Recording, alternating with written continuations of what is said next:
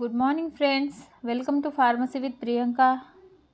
Today we are going to study of major intra and extracellular electrolytes in detail. Okay, so this chapter is useful for D Pharm first year and B Pharm first year. That's why I give you specific information of about this chapter. Okay, so let's before we start our lecture, I tell you please see this video of the end for grasping important information of that chapter. Okay, so let's start our chapter. चलो तो फिर start करते हैं। आज हम अपना एक नया chapter major intra and extra cellular electrolytes. तो फिर उसकी डेफिनेशन क्या है? डेफिनेशन है there are various inorganic and organic compounds present in the body fluids and the concentration of these in various compartments is balanced in such a way that the body cells and tissue always have the same environment. That means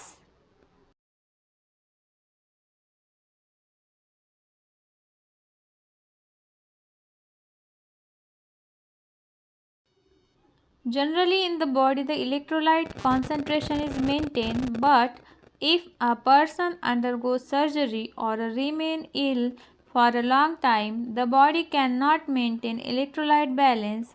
This is done by external administration, which is known as a replacement therapy.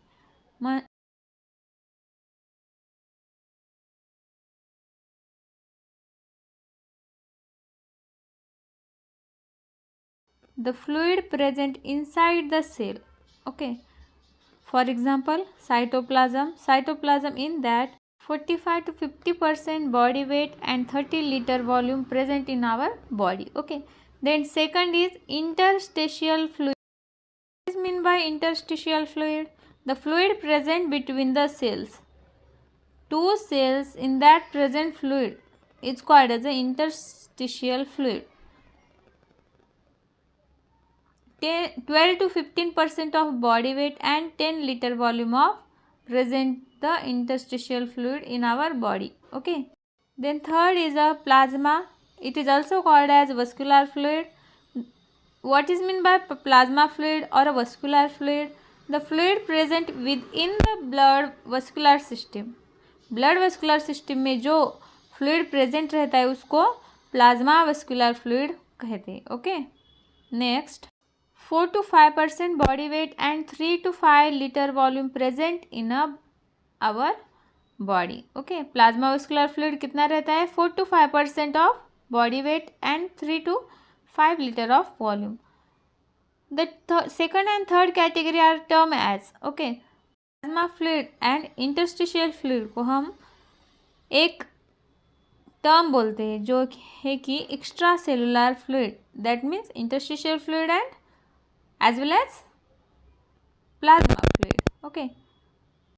That definition is the body fluids are having various inorganic ions which are either anion or cation in nature.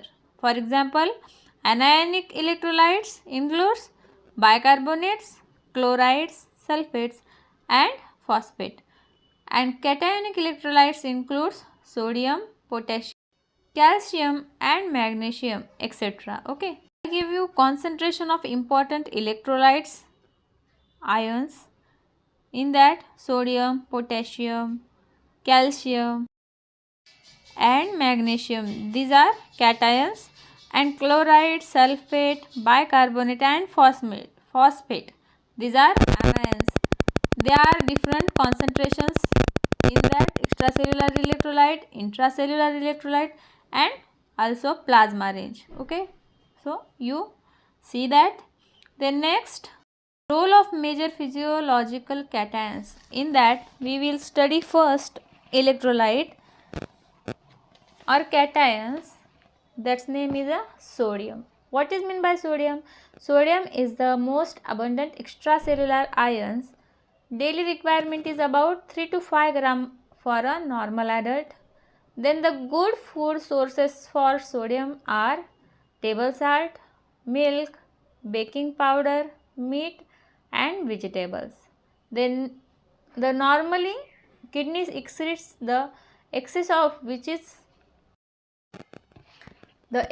sodium and regulates the sodium content in the body. The sodium from the glomerular filtrate is reabsorbed, which is under the hormonal control. Then prostaglandin is also said to be responsible for the reabsorption of sodium. Excess of sodium, it is excreted through kidney, and it is regulates by excess of sodium excretes through kidney and regulates the sodium content in the body. Okay, so next, functions. The main component of electrocardiac fluid is sodium ion, which is associated with chloride and bicarbonate in regulating acid-base equilibrium. Okay. Then second function is it helps in the maintenance of osmotic pressure. Osmotic pressure is also maintained of various body fluids and protect the body against excessive fluid loss. Okay. The next function is it plays important role in preserving normal elasticity of a muscle and permeability of a cells. It is also important role in elasticity. Elasticity of muscles normally is preserving and permeability of cells. Okay. It also play an important role in a transmission of nerve impulse. Nerve impulse is also transmitted by sodium electrolytes. Then conditions under which there is low serum sodium level. If sodium level is low, that's called as hyponatremia. Hyponatremia means loss due to excessive urination in case of diabetes insipidus. जिन लोगों को diabetes insipidus होता है उनमें excessive urination होता है. That's why they suffer from hyponatremia. Okay. Then next, excessive sodium excretion in metabolic acidosis, diarrhea and vomiting, in Addison's disease, in which there is decreased excretion of hormone aldosterone, which is antidiuretic in nature. This is all about the hyponatremia. They all symptoms of hyponatremia. Hypernatremia. What is meant by hypernatremia? Conditions under which there are high serum sodium level. जिस condition में sodium level का serum जो high level पे जाता है उसको बोलते हैं hypernatremia. Okay, this can be summarize as follows. First is a severe dehydration. Highly severe dehydration more water loss than normal electrolyte, increasing concentration of a sodium to water in a blood. Okay, so hypernatremia is hyperadrenalism, that means Cushing syndrome.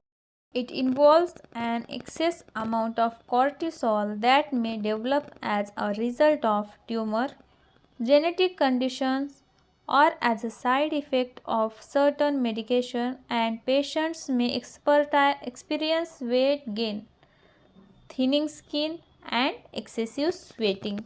Okay, that called as a hypernatremia or Cushing syndrome. Then next, the certain types of brain damages also. Then excessive treatment with sodium salts. This is all about the hypernatremia. The signs of hyponatremia includes weakness, dizziness, headache, hypotension, tachycardia and shock. Okay, this is all signs of hyponatremia. Then we will study signs of hypernatremia. It includes thirst, fatigue, restlessness, coma is present in hypernatremia. Okay. Then next, this is all about the study of sodium. The next compound is potassium. Potassium is a most abundant cation in an intracellular fluid The daily requirement is about 1.5 to 4.5 gram. Simply, the good sources of potassium in foods are milk, certain vegetables, meat, and whole grains. Its functions: contraction of a muscle, especially cardiac muscle. Potassium is contract cardiac muscles and also muscles. Okay. The second is a transmission of a nerve impulses. Nerve impulses also transmitted. Then maintaining the electrolyte balance of various body fluids. Body fluids, they maintain electrolytes. Then acid base balance, osmotic pressure, retention, and last is the regulate pH by exchange against hydrogen ions. Okay. Then this is all about the functions of potassium. Then if potassium level is higher in our body, they called as a hyperkalemia. What is meant by hyperkalemia? Elevated serum potassium levels occurs in a patient with renal failure, advanced dehydration or shock in Addison's disease. It is also called as a hyperkalemia. This is a elevation of serum potassium level in our body or any patient. Okay, this is called as a hyperkalemia. Then what is meant by hypokalemia? Low serum potassium level hypokalemia occurs in flowing conditions. Which flowing conditions? Malnutrition, gastrointestinal losses in diarrhea.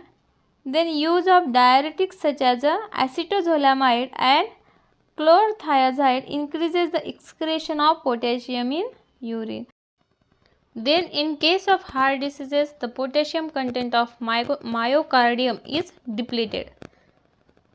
Then illness in which the treatment which includes IV administration of a solutions not containing potassium for a longer period of time. Why it is not a longer period of time? Because it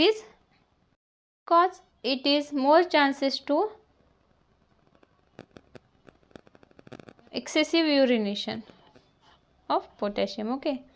Then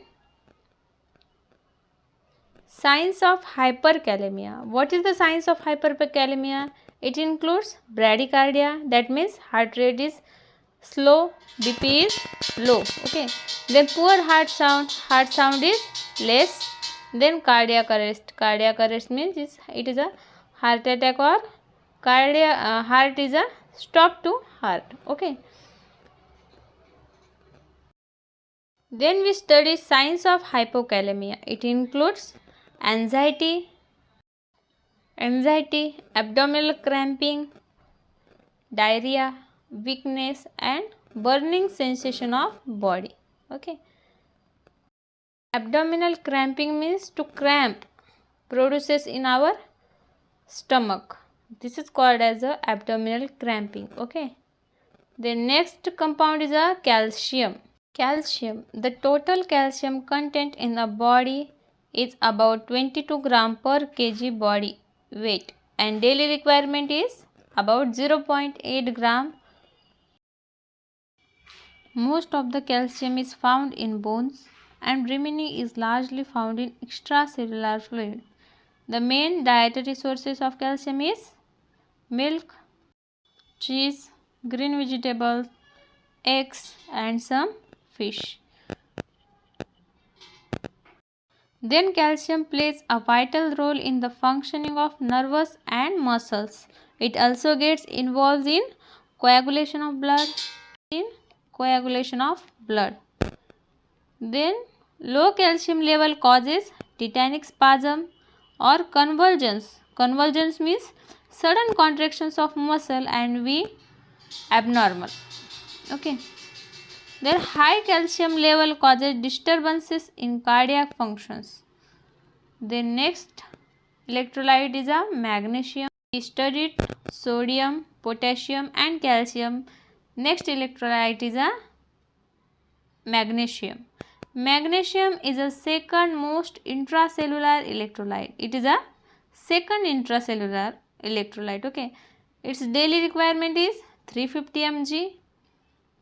Then good food sources is nuts, soybeans, whole grains and seafoods. Magnesium present in the nuts, soybeans, whole grains and seafoods also. Okay, then its functions is it activates enzymes which are involved in a carbohydrates and protein metabolism. It is also important in a neural transmission, neuromuscular activities and myocardial functions. Okay, it is the most important functions of. If level of increases and decreases, two conditions are created.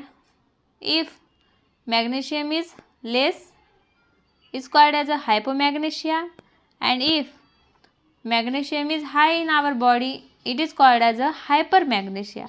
So signs of hypomagnesia that are signs of hypomagnesia, it includes weakness, tetany. In this picture, tetany is small acne type lesions. Okay, then convulsions, confusion, anorexia, nausea to urge to vomiting and irregular heartbeats. This is all about the signs of hypomagnesia. Then we studied signs of hypomagnesia. It includes drowsiness, hypotension and cardiac arrest also. So before we move ahead, if you find this video useful, then like and subscribe my channel and also share to your friends to get a useful information about pharmacy and pharmacy related chapters and topics. If any queries, please send comment. Thank you.